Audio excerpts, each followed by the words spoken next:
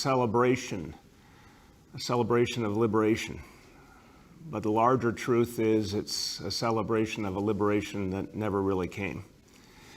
The fact is it's also a day of reckoning. In the beginning, the notion of emancipation seemed real. Everyone who knows their history knows it was squashed from the very beginning.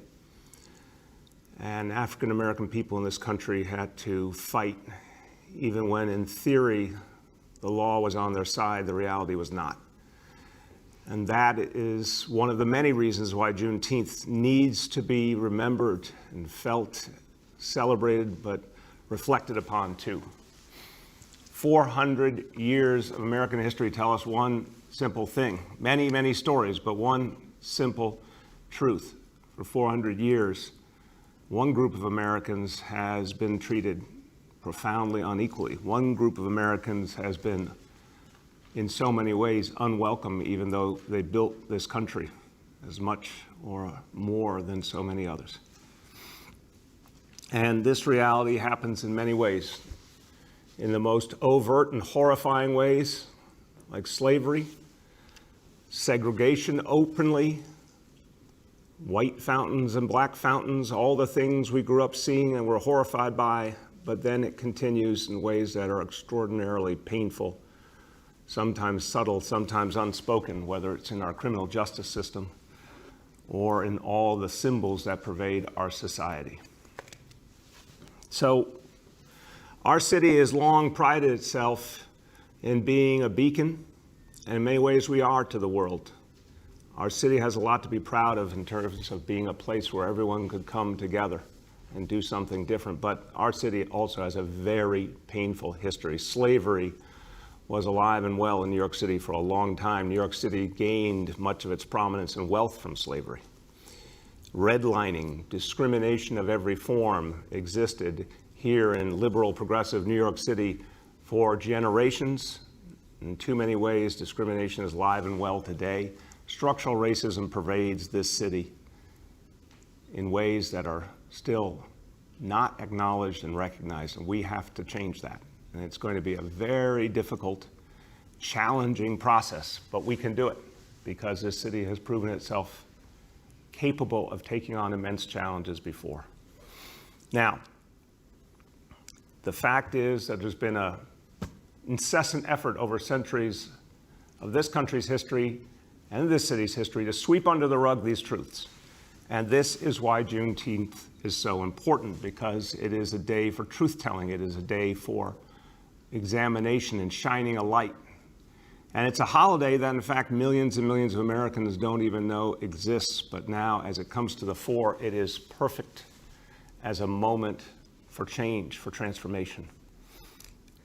We know this is one of those rare historical moments where all things are possible. And we've seen it play out not only in the voices that have been raised over the last weeks for change, profound change, the tens of thousands, hundreds of thousands of people marching all over the country, but we saw it in the months before, the horror at the disparities dredged up by the coronavirus and the fact that it was clear we could not go back. Could not go back to a broken status quo, and we were being handed, even through the pain, a transformational moment that could only be compared to what our forebears experienced in the 1930s, when so many of the great changes occurred in this country, or our forebears experienced in the 1950s and 60s with the civil rights movement. Whether it's the New Deal, the civil rights movement, or any other historical marker you want to choose, this is a transformational moment, and I promise you our city will lead the way. Starting next year, Juneteenth will be an official city holiday, an official New York City schools holiday. We'll work with all the unions to work through the plan, give this day the importance and recognition it deserves. Every city worker, every student will have an opportunity to reflect on the meaning of our history and the truth, and to think about the work that we have to do ahead. Because one thing that is profoundly clear in the history of African people in this country is that through the pain and struggle came an extraordinary purposefulness and vision, an ability to see change and act on change, make change occur. The movements led by African American people, changed this country to the core and will continue to. So this is just a beginning to acknowledge this holiday, but we have a lot more to do. I want to turn to two very important people to me to tell you more. And I want to preface by saying both are dear to me, one as a dear friend and one as the love of my life and my partner in all things. They co-chair our task force on racial inclusion and equity. But each brings to this not just their own extraordinary experience, and I know with absolute certainty, I've watched for decades the work of change that each of them have done, but they bring history with them as well. Phil Thompson talked so powerfully a few days ago about his own family's experience with slavery, about his own forebears being enslaved by the family of Robert E. Lee. He will now talk about the power and meaning of Juneteenth. Our First Lady, Shirlane McCrae, comes from a family filled with pride over generations. Her great-grandmother, a follower and lieutenant of Marcus Garvey. These are people who have the struggle and the fight in their bloodstream, and they're acting on it now through this task force right now. So with that, I'll turn first to Deputy Mayor Phil Thompson, and then to First Lady Shirlane McCrae. Thank you, Mr. Mayor. Juneteenth, sometimes called Freedom Day, celebrates the end of the enslavement of people of African descent in the United States. It also represents the end of the Civil War, a war that claimed the lives of over 700,000 people in a nation of 30 million at the time. Today, this would be the equivalent of over 6 million lives lost. Why was the Civil War so hard fought? The bodies of Black slaves in 1861 represented the largest stock of property in the entire country. The Civil War was a war over the rights of property owners versus human rights, the basic right of Black people to equality. And it was a blow against the myth of Black inferiority. Second, millions of white farmers and workers realized that if the powerful slave aristocracy continued, the slave owners would grab all of the most valuable land west of the Mississippi and all of the key resources of the country and leave them destitute as well. The early women's movement saw the fight against slavery as a blow against the denial of equal rights of all people, and they believed that the fight against slavery would strengthen the struggle of women for equality, and they were all correct. Juneteenth has an international aspect. The fight for freedom was always international. Over 1 million New Yorkers descend from slave families that experienced slavery outside the borders of the United States, whether in the Caribbean, Central America, or Latin America.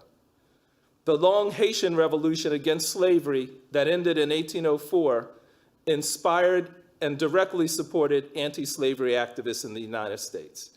The Haitian Revolution was itself aided by Simón Bolivar and the Venezuelan liberation movement.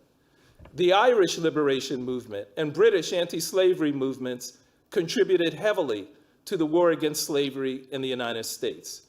French anti-slavery activists commissioned the construction of the Statue of Liberty in 1866 in honor of the American defeat of slavery the year before, and they raised the money to build it themselves. Juneteenth also contains a reminder, not just for African Americans, but for all people who believe in democracy and equality. June 19th, 1865, is the day that federal troops arrived in rural Texas and informed slaves there that they were free. Congress had actually freed slaves 2 years earlier with the 13th Amendment, and the Confederate Army had been defeated 2 months earlier.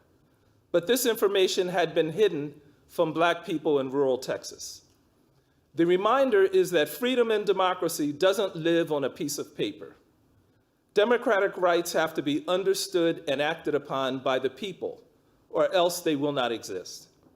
Our Department of Education, as the New York City philosopher John Dewey argued, is a critical institution for cultivating active citizenship and sustaining democracy, first and foremost among young people.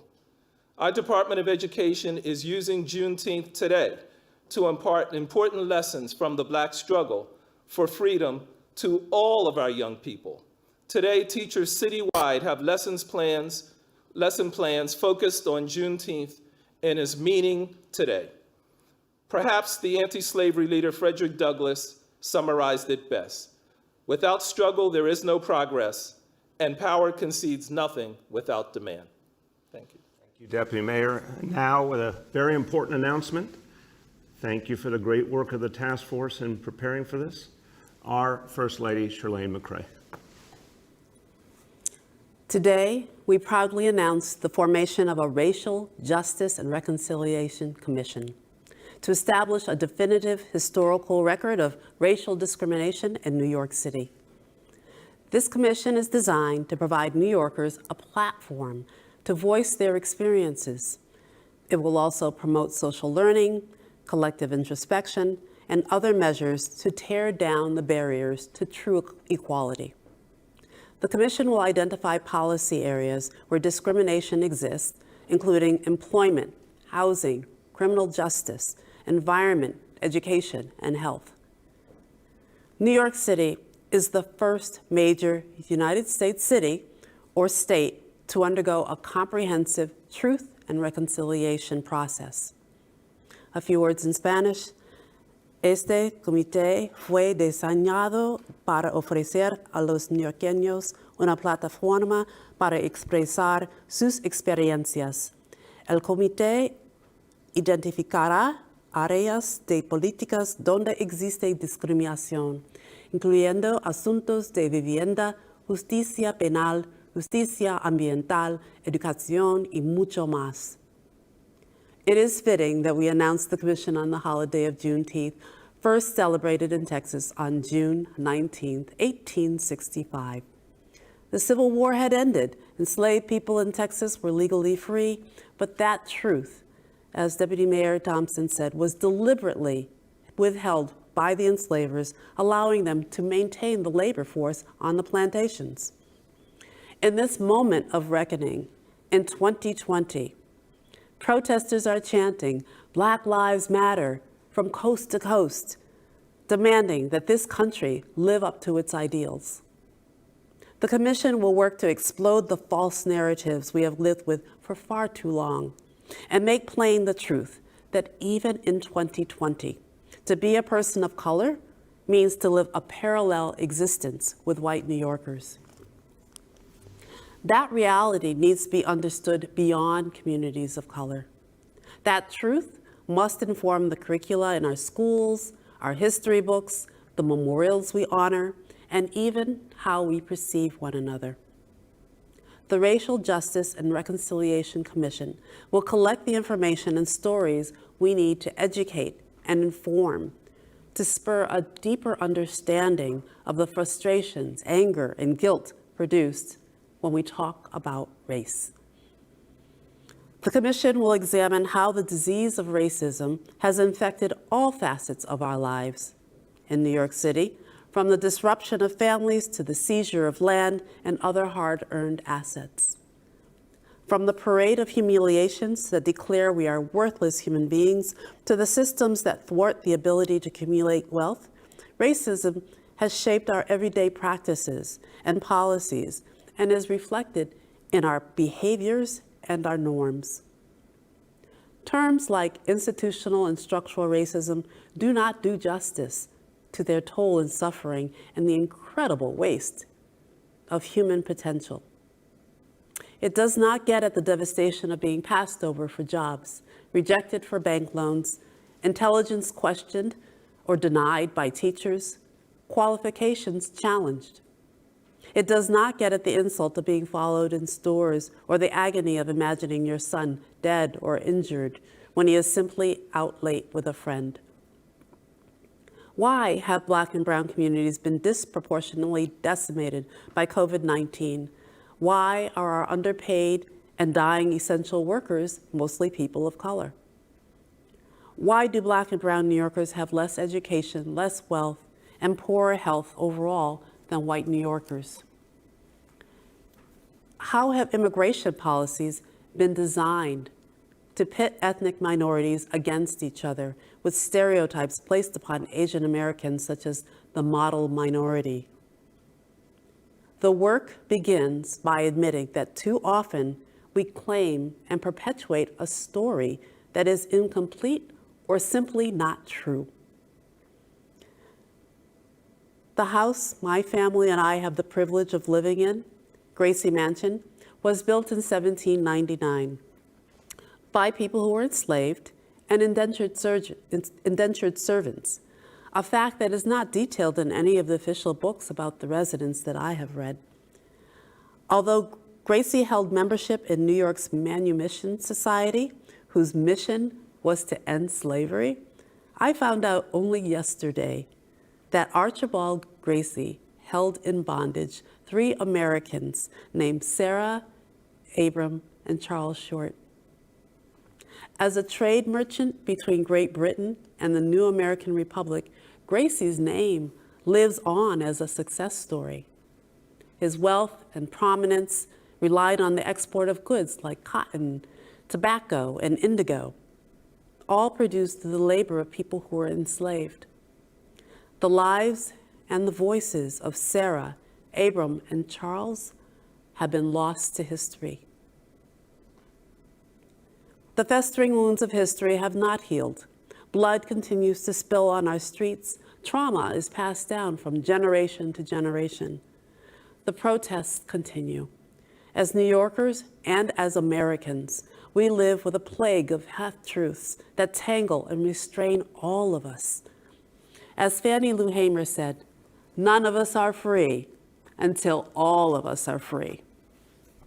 Reconciliation is not an alternative to justice, but it is necessary to build trust. We can correct the record.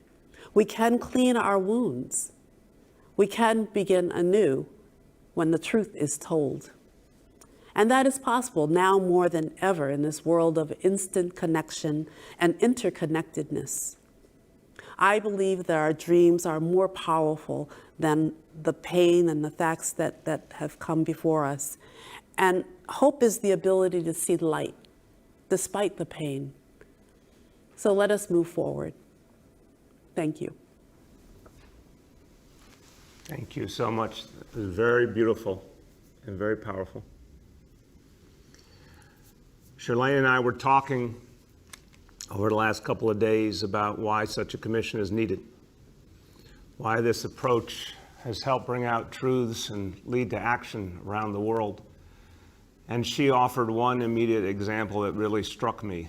So much of the life of this city, the physical reality of this city, was built upon the racist precepts of an architect and builder and a government official named Robert Moses. And the fact that we live in a physical reality that was explicitly created to divide and segregate is an example of how much we have to examine and undo. And I think everyone understands, listening to Shirlane's words and Phil's words, that this will be difficult and painstaking work. But it has to happen. Acknowledging the truth, recognizing the structures that must be changed, and putting ourselves to the work, no matter how many months and years it takes, is the right way forward for this city. And we have to, in every way we can, send a message of change. You know, a couple of weeks ago, Shirlane and I had a powerful meeting at Gracie Mansion.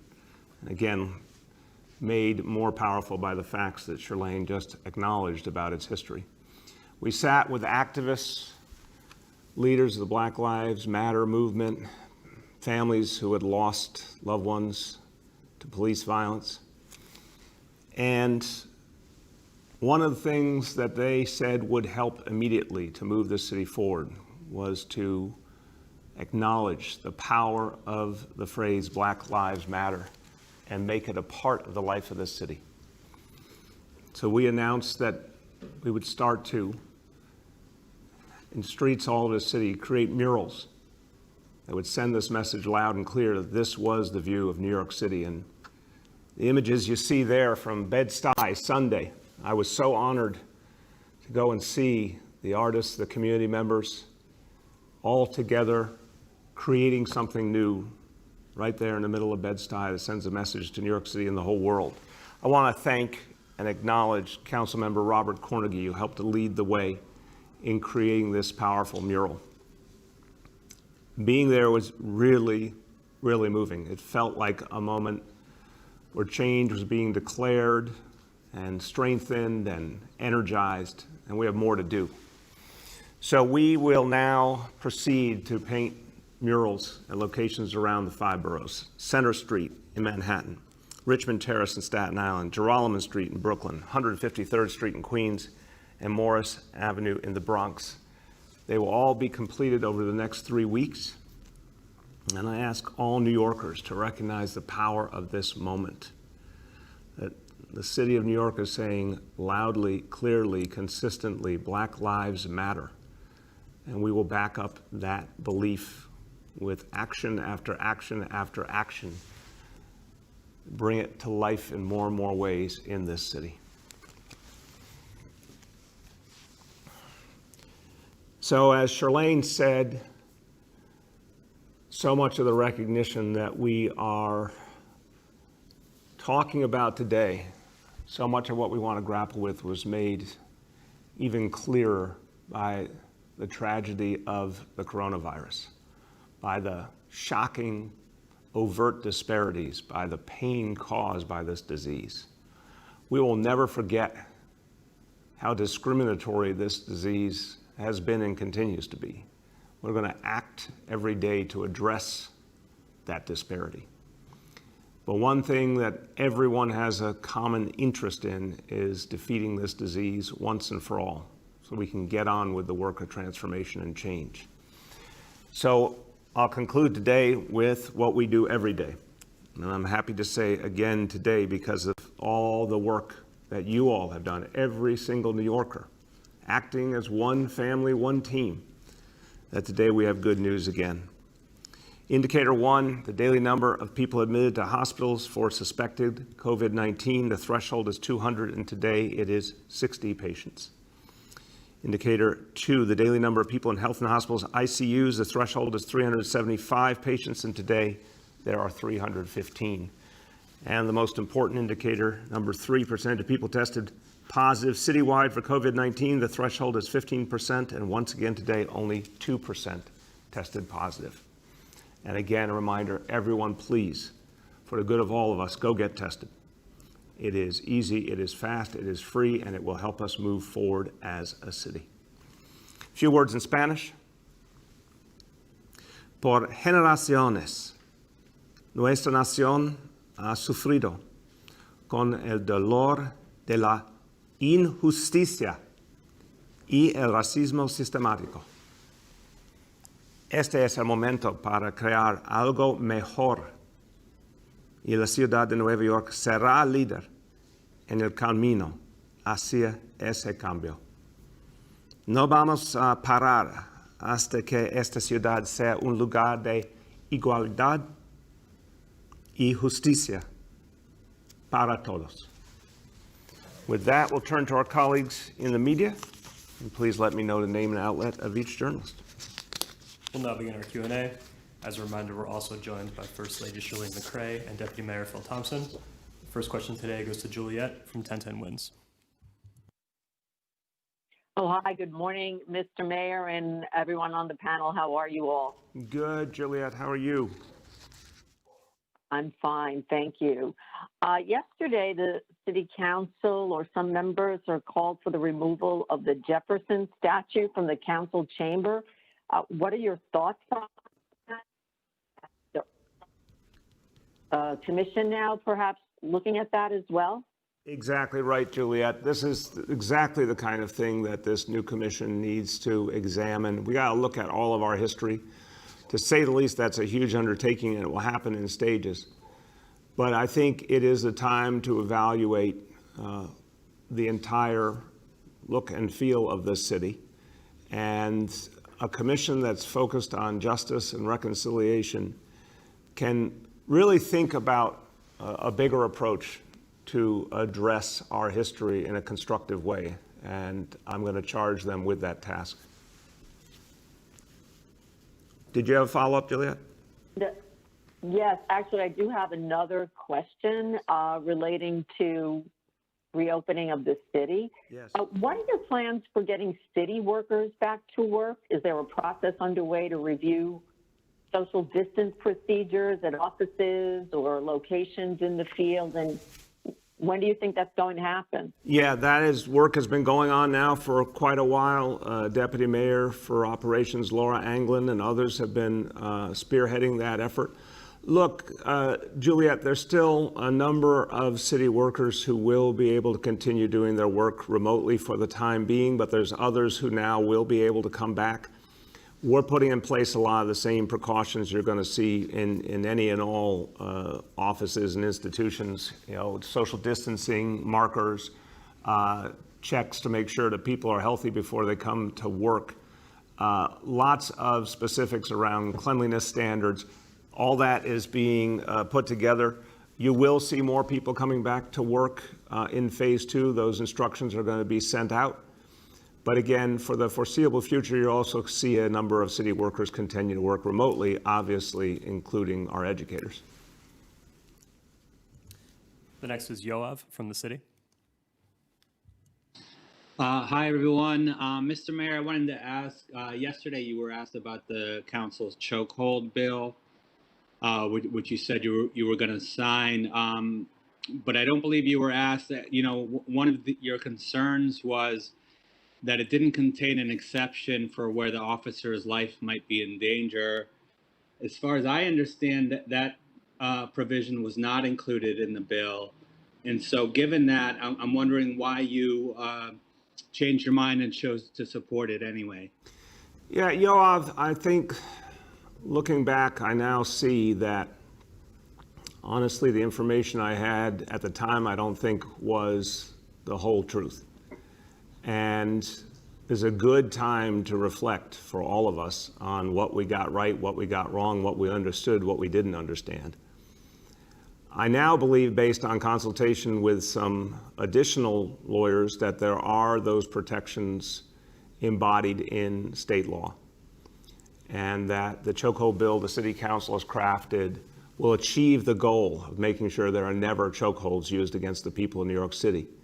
But there will be appropriate ways in state law still to protect any officer who's doing the right thing, doing their job the way they're supposed to, and is fighting for their life, for example. I think the way I understood the situation previously just wasn't the whole picture. And I have to own up to that I had information. I thought I was working from the right information. I now believe I wasn't, honestly. So now I am really quite clear that this bill can achieve its purpose and is the right policy for the city of New York.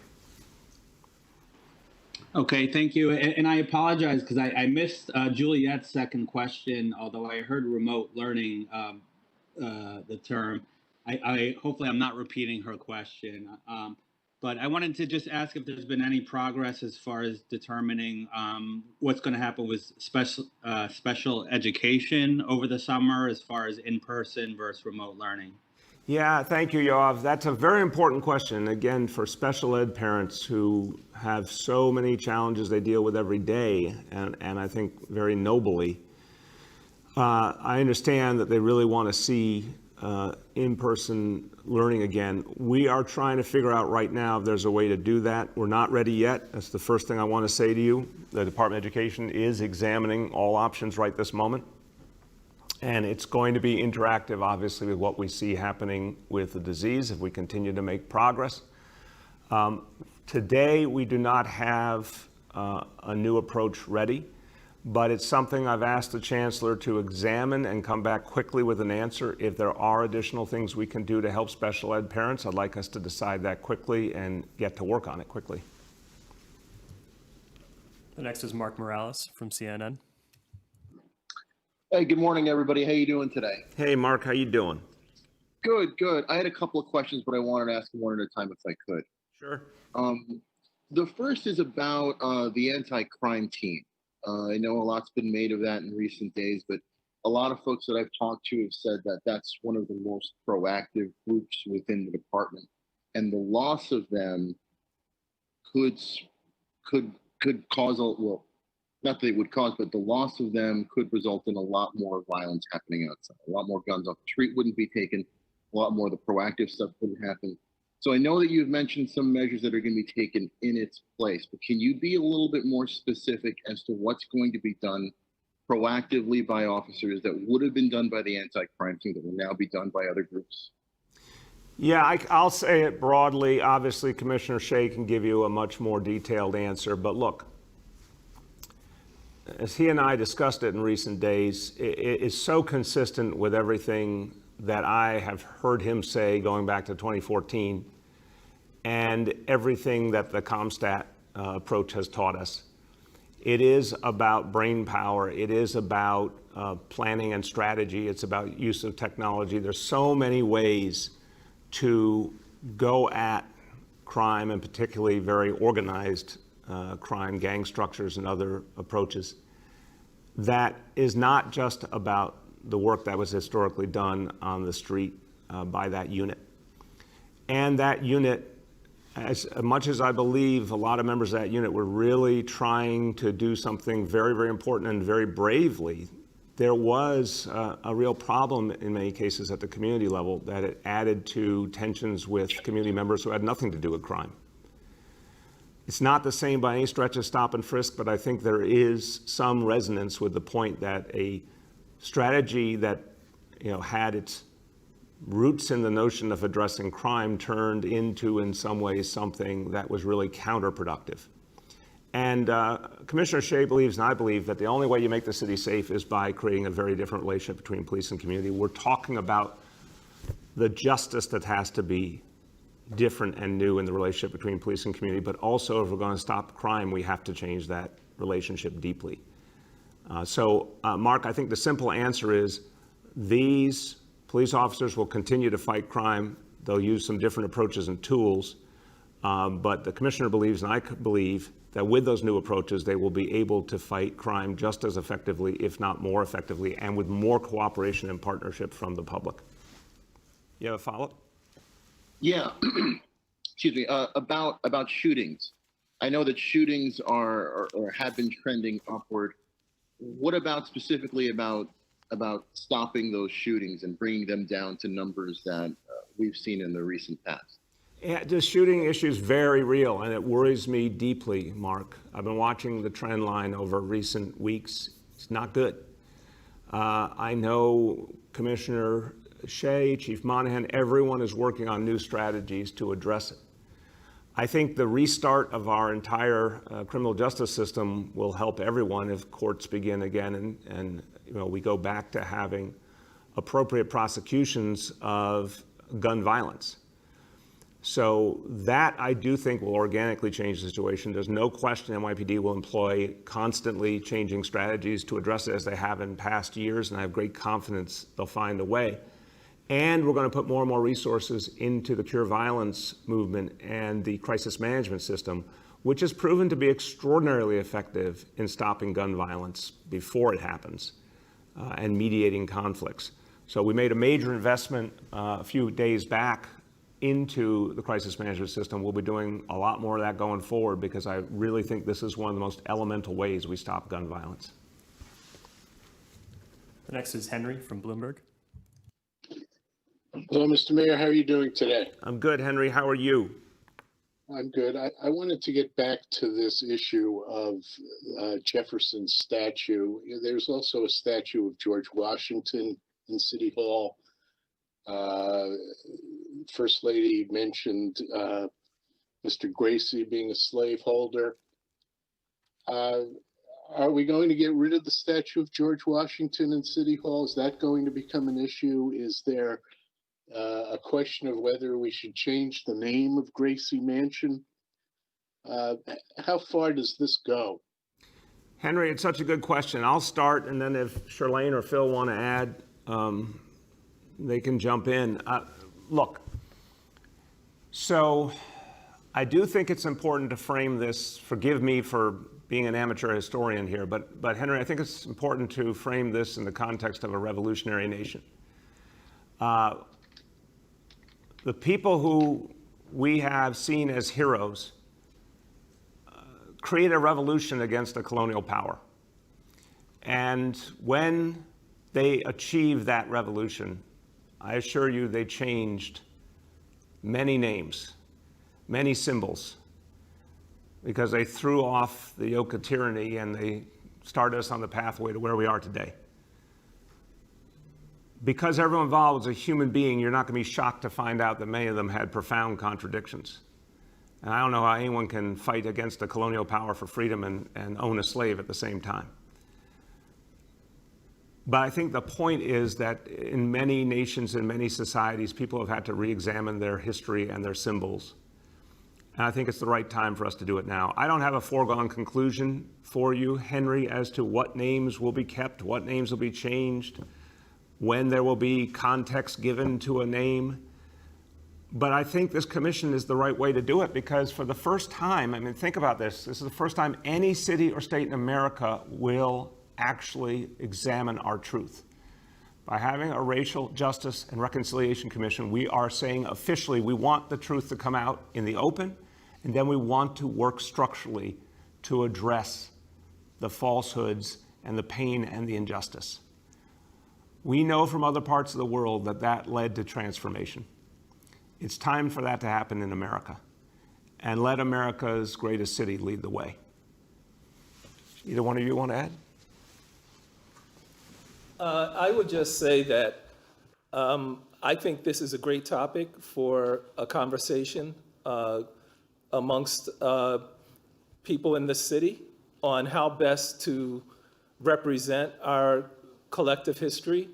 And my own view is that we can't wipe away how we got here, and that every step of the way has been through struggle, with imperfections, with exclusions, and along the way, there have been people on both sides of every struggle. And part of what we have to do, I think, is not just tear down statues, but construct new ones. And so there are many voices, as the First Lady was saying earlier, that we don't know because their names have been wiped out from history, and I think we have to bring them back.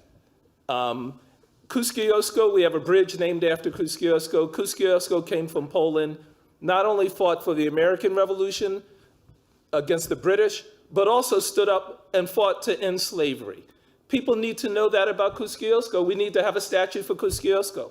We need to diversify and bring to life our history. And I actually like in Washington, D.C., that there's a monument to Lincoln, there's a monument to George Washington, and there's a monument to Martin Luther King, because it shows that George Washington wasn't perfect. Abraham Lincoln wasn't perfect. Guess what? Martin Luther King wasn't perfect. And we are not perfect either. The struggle of democracy, and really what makes it great, is that we continue to get better. We learn from our mistakes and our weaknesses, and that's how we get stronger and more unified as a nation. And that's how we want to approach this. Amen. All right. You good? Yeah. Okay. Henry, I think you have a follow-up? I appreciate the answer. Yes, I do. And it goes back to a question I asked probably in early May, and it's about, when does the city feel that the risk of infection is low enough so that kids can shoot foul shots at a basketball court, can play softball, taking care to socially distance themselves or wear a mask on the bench.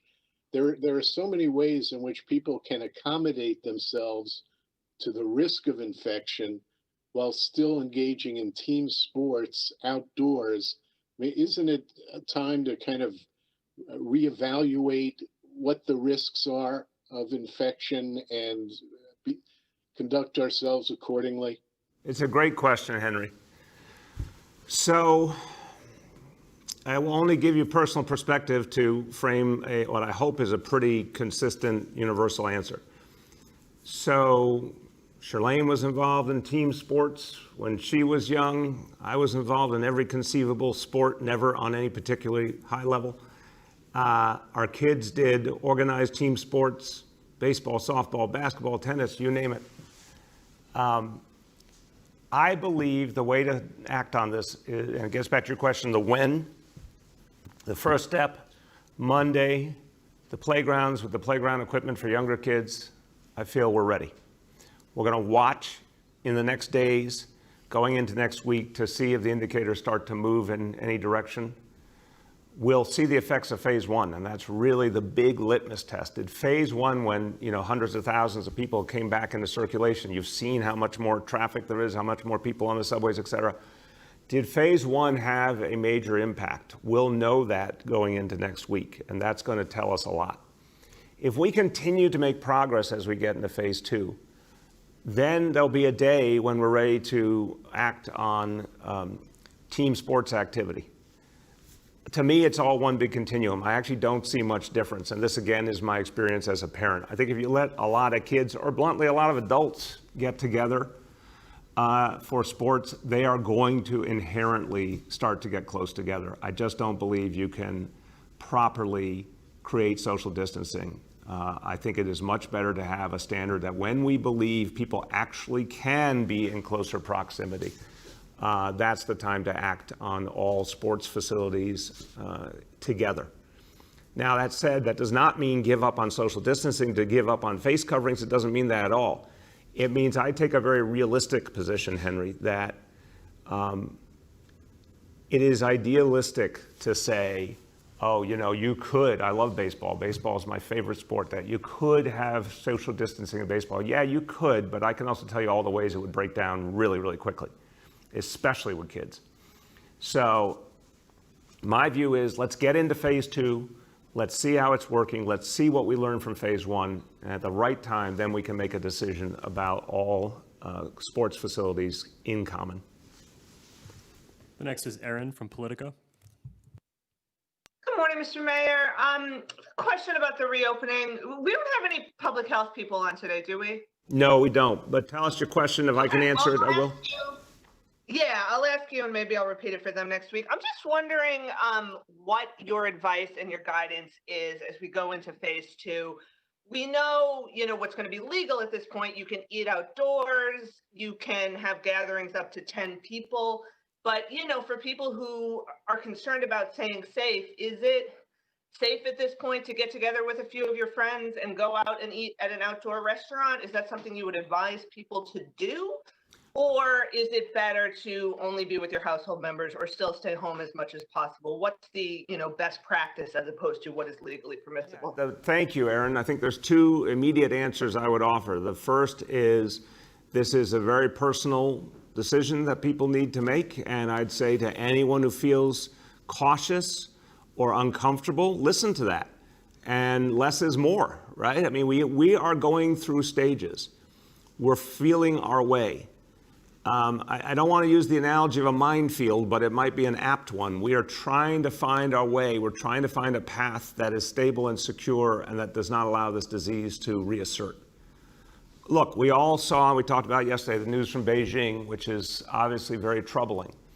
So it's a reminder that when we've watched what's happening in a lot of states of this country, it's a reminder this thing can come back. So my first answer would be to the human level.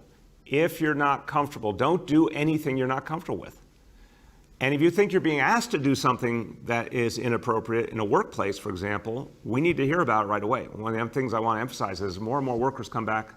If they're not being provided PPEs by their employers, if they're not being given the opportunity to practice social distancing, if they're being asked to do things that they think expose them, we need to know that so that we can stop it. In terms of your question about dining out, look, I think the standards, and I've looked through the state standards, I would urge you to, and everyone to look, they're very detailed and certainly make clear that There's a lot of precautions the restaurants need to take. The best group of people to be dining with is the people you live under the same roof with, because there you do not have to worry about additional exposure. But I would just say if people are thinking about getting together with anyone they don't live under the same roof with, they need to really practice distancing, use the face covers to maximum, et cetera. Be real cautious about it. And we're going to know a lot more in a few weeks. So the other thing, last thing I'd say, Aaron, is take it slow, because we will know more in a few weeks as to what we're seeing with the result of phase one, and that's going to speak volumes. Am I back on? Yeah. I have a question on a different topic. The Post Act, you have said that you support that and you intend to sign it. The NYPD has publicly continued to take the opposite position, saying that they oppose it. They think it's going to put officers in danger. Do you still intend to sign it? Is that still your position? And what's your response to the fact that they're publicly taking the opposite position as you are? Look, sometimes we disagree. And I've had this conversation in great detail with Commissioner Shea, Deputy Commissioner Miller. I have gone over the language in that bill very carefully with the lawyers at City Hall.